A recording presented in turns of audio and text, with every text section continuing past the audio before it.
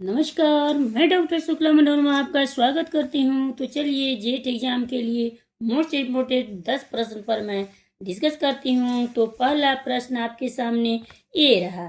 एक प्रभावी कक्षा कक्ष के वातावरण का मूल तत्व है। ध्यान दीजिएगा, ऑप्शन सुनिए।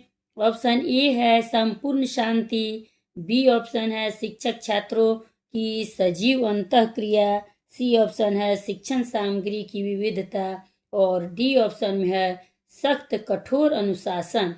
चलिए आप लोग बताइए, कमेंट कीजिए, लाइक सब्सक्राइब करते जाइएगा, शेयर भी कीजिए।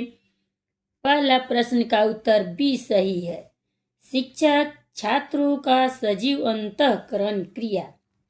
अब दूसरा प्रश्न आपके सामने ये रहा। निम्न में से कौन सा एक शिक्षण की परंपरागत सहायक प्रणाली की सामग्री में शामिल है? ऑप्शन सुनिएगा। ए है ग्लोब, बी है मानचित्र, सी है ब्लैक बोर्ड और डी है इसमें से सभी।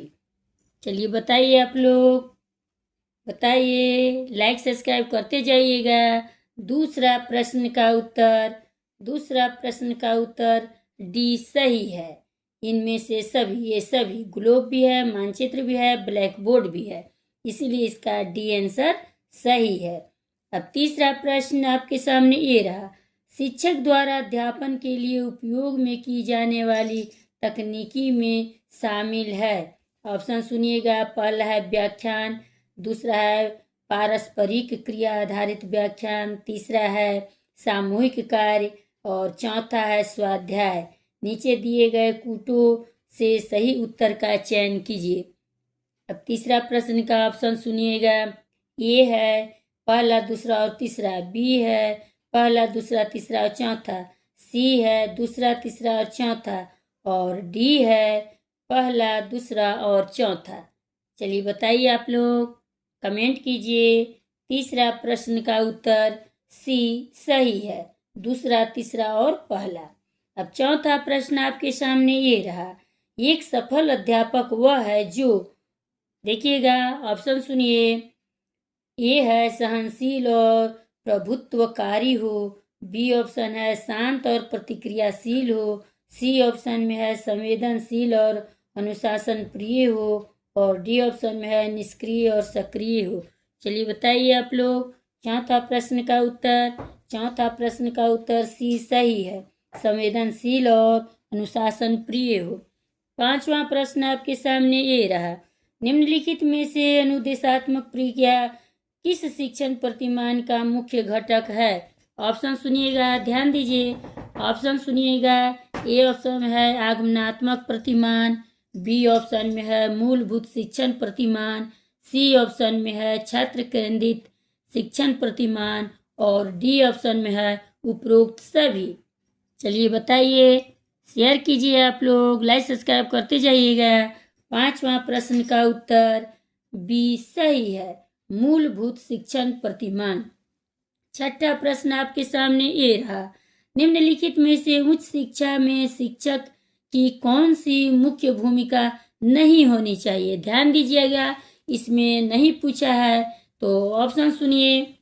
ये ऑप्शन में है छात्रों को अपनी निजी समस्याएं हल करने में सहायता करना, बी ऑप्शन में है छात्रों के में स्वयं सीखने की प्रवृत्ति को बढ़ावा देना, सी ऑप्शन में है छात्रों के बीच स्वस्थ प्रतिस्पर्धा को प्रोत्साहित करना, डी ऑप्शन में है छात्रों को जानकारी प्राप्त करना।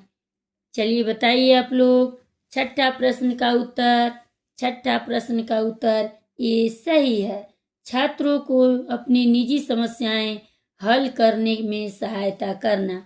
अब सातवां प्रश्न आपके सामने ये रहा। शिष्य केंद्रित शिक्षा का अर्थ है। ध्यान दीजिए आप लोग, शेयर करते जाइएगा।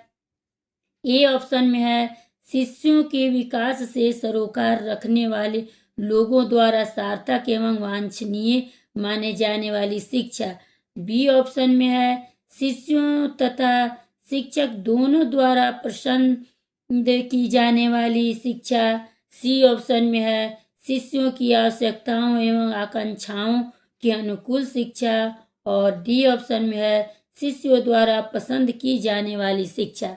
चलिए बताइए आप लोग, लाइक सब्सक्राइब करते जाइएगा। चलिए 7वां प्रश्न का उत्तर सी सही है। शिष्यों की आवश्यकताओं एवं आकांक्षाओं के अनुकूल शिक्षा। अब 8वां प्रश्न आपके सामने ये रहा। निम्नलिखित में से कौन सा कथन सूक्ष्म शिक्षण के बारे में सत्य नहीं है? ऑप्शन सुनिएगा।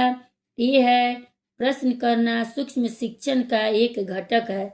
बी ऑप्शन है यह शिक्षण कौशल का अंतर्भाग है। सी ऑप्शन में है हर कौशल के लिए अलग से अभ्यास करना चाहिए। डी ऑप्शन में है यह एक शिक्षण विधि है। चलिए 8वां प्रश्न का उत्तर आप लोग बताइए।